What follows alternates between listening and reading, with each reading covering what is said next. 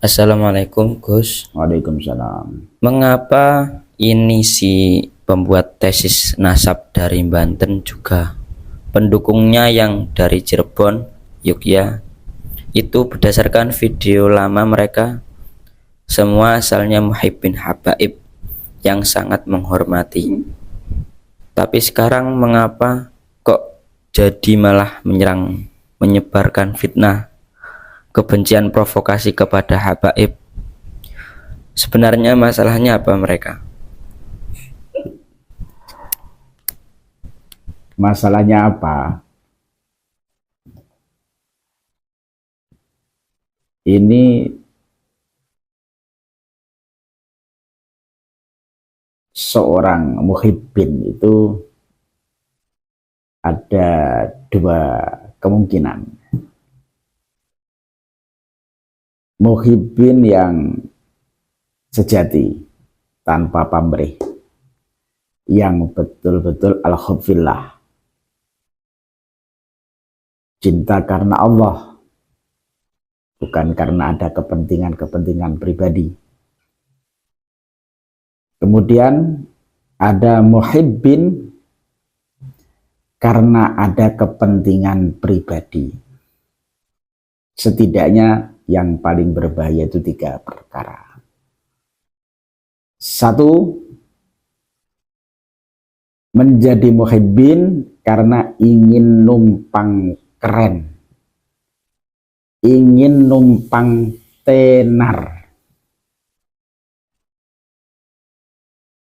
Setidaknya kalau dia dekat dengan habaib, dia juga bisa ikut dihormati, ikut dapat pendukung kalau dia misalkan menjadi calon, dapat ikut dukungan misalkan gitu. Kemudian yang kedua, karena ingin dapat posisi, ingin bisa mendapatkan posisi, jadi dia menjadi muhibbin ini karena dia mengincar posisinya di dalam posisi itu sebagai muhibbin. Kemudian yang ketiga yang agak sensitif ini, jadi muhibbin karena pengen menikahi syarifah. Nah, muhibbin yang kategori ini sangat berisiko dan bahkan bisa sangat berbahaya. Ketika tidak bisa tercapai apa yang diharapkan, maka resikonya kalau kecewanya ini akan berubah menjadi dendam, sehingga dia menjadi seorang pembenci yang memusuhi, yang awalnya mencintai menjadi memusuhi,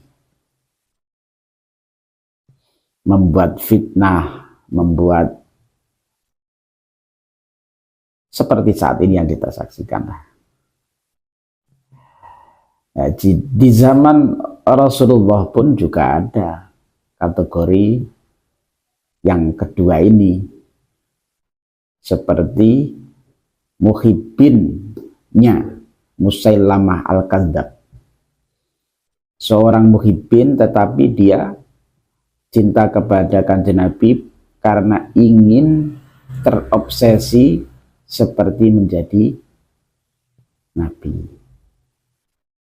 Nah, dia ngefans berat dengan baginda Nabi, tapi ngefansnya itu karena ingin juga ikut keren, sehingga sampai dia terobsesi ingin juga menjadi Nabi.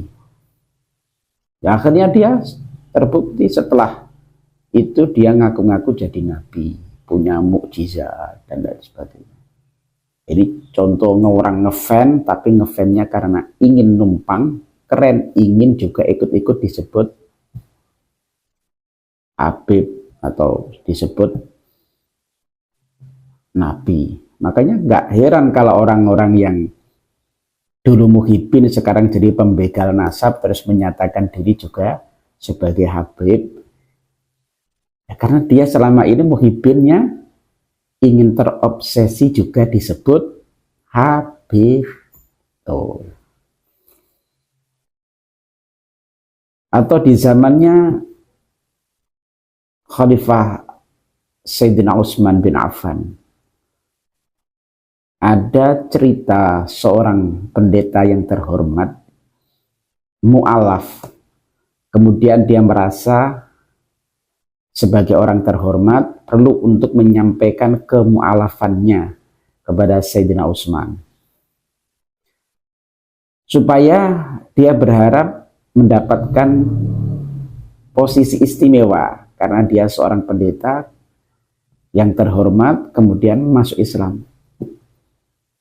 Setelah dia sampai ke Sayyidina Utsman menyatakan dirinya sebagai mu'alaf, ternyata reaksi daripada Sayyidina Utsman itu biasa saja, tidak mengistimewakan pendeta yang mu'alaf ini. Nah, reaksi daripada Sayyidina Utsman yang biasa-biasa ini mengagetkan dan mengecewakan sekali pendeta yang mu'alaf ini, yang akhirnya menjadi dendam kesumat. Ini pendeta, dia akhirnya menyusun rencana jahat, membuat sebuah fitnah-fitnah besar, yang dari fitnah inilah cikal bakal terjadinya faham Syiah yang sangat menyesatkan, yang isinya mengatakan bahwa Sayyidina Utsman itu, Sayyidina juga khalifah sebelumnya, Sayyidina Abu Bakar, Umar, Utsman sebagai orang yang tidak pantas sebagai khalifah, karena yang paling pantas itu yang seharusnya adalah Sayyidina Ali. Jadi memunculkan Sayyidina Ali untuk menggulingkan kekhalifahan Sayyidina Utsman. Dan ini terjadi akhirnya membuat provokasi-provokasi di mana-mana, maka terjadilah paham yang disebut sekarang itu Syiah. Tapi paham cerita ini banyak diingkari oleh kalangan Syiah. Syiah yang dijadikan sebagai paham sesat, ya, mazhab yang paham sesat ini.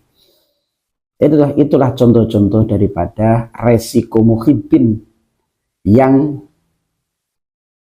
ada kepentingan pribadi.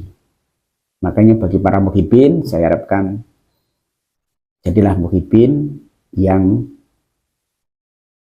sejati, tidak karena kepentingan-kepentingan pribadi. Allahumma amin.